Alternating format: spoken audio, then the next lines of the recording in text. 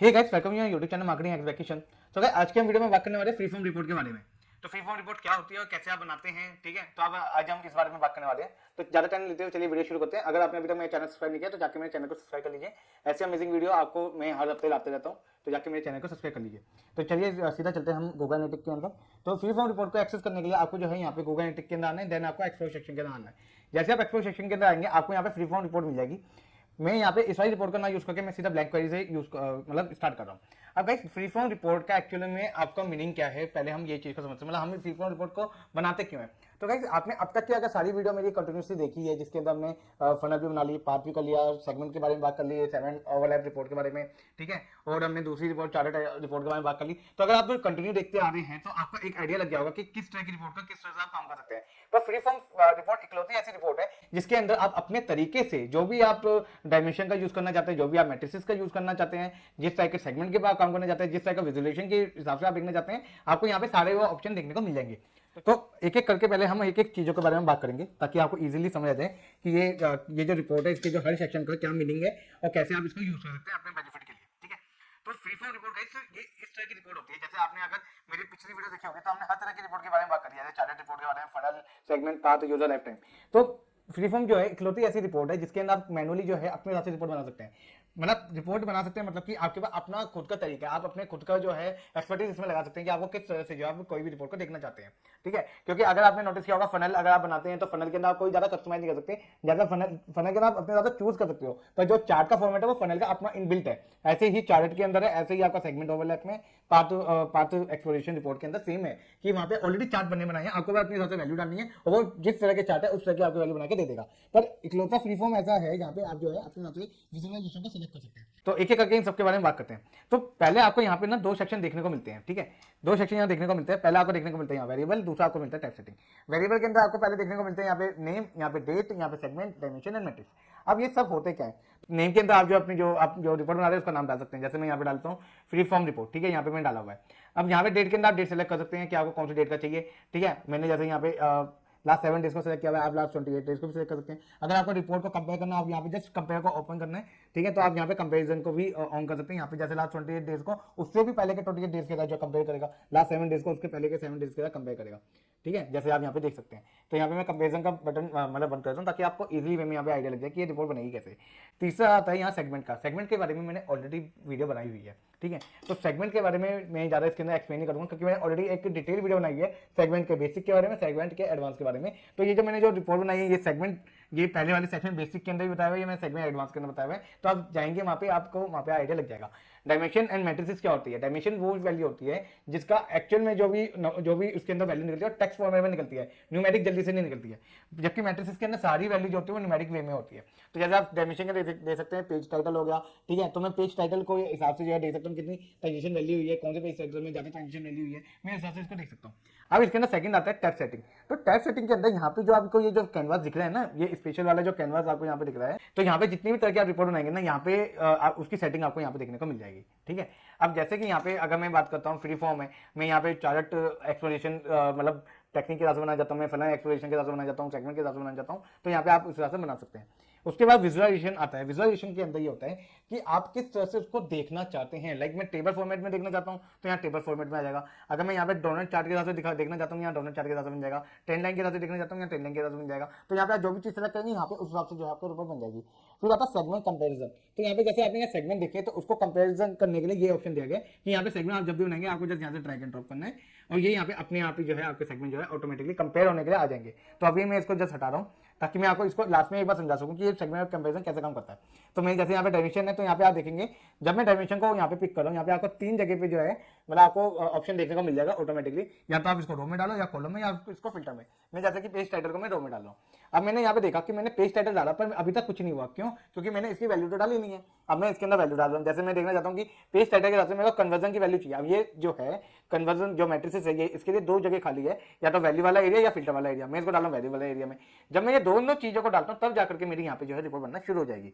तो यहाँ पे जैसे बता रहा है कि यहाँ पे मेरे को ये बता रहा है कि चेकआउट कंफर्मेशन में ट्रांजिशन इतनी हुई है। अगर मैं ट्रांजिशन ना देखना चाहता हूँ, मैं देखना चाहता हूँ यहाँ पे इवेंट काउंट, तो मैं यहाँ पे ऐड करूंगा, यहाँ रखूंगा इवेंट, यहाँ पे आ जाएगा इवेंट काउंट एंड मैं इसको कर दूंगा इंपोर्ट।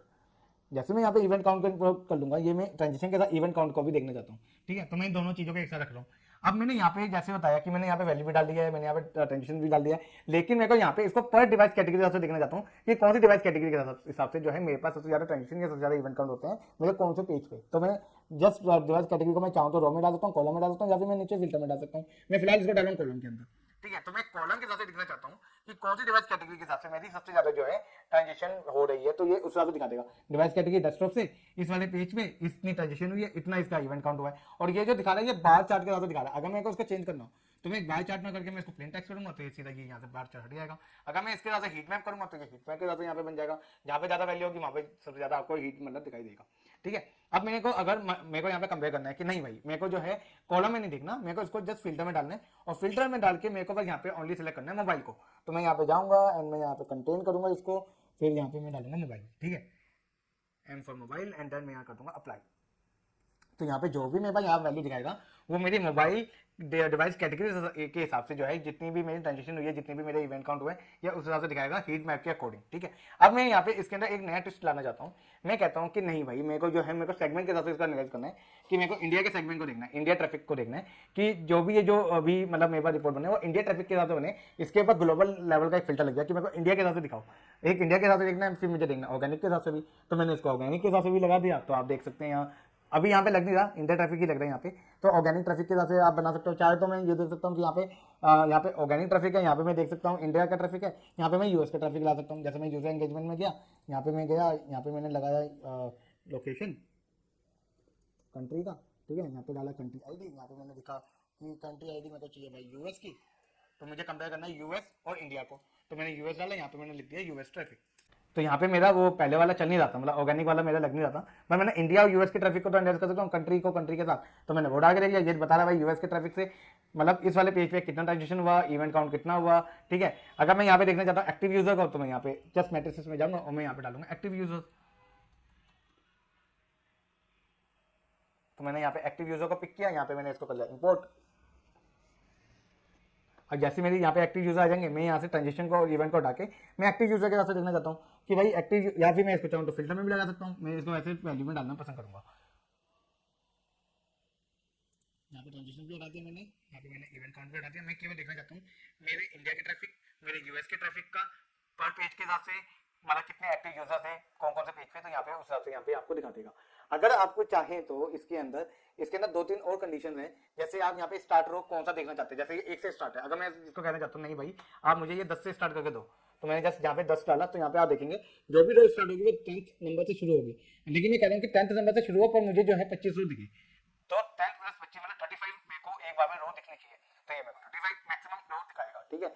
तो आप इस हिसाब से कर सकते हैं। और सेम ऐसे इसके अंदर ये कॉलम कितने कॉलम देखना चाहते हैं। अब इसके अंदर नेक्स्ट आता है कि आप विजुअलाइजेशन, जैसे मैंने यहाँ पे टेबल सेलेक्ट किया, लेकिन मेरे को टेबल नहीं करना, मुझे इसको डोनट चार्ट के हिसाब से देखना है, ठीक है। तो जब मैं डोनट चार्ट लूंगा आप देखेंगे यहाँ पे आपको ना कुछ चीजें जो है यहाँ चेंज होती दिखेगी। जैसे सेगमेंट कंपेरिजन, अलग अलग सेगमेंट, जैसे इंडिया यूएस का बन गया है, ठीक है, ये सेगमेंट के हिसाब से यहाँ पे ये बन गया रिपोर्ट। पर ब्रेकडाउन जो है यहाँ पेज टाइटल के हिसाब से हुआ है, ठीक है, क्या पेज टाइटल यहाँ पे दे सकते हैं, ठीक है।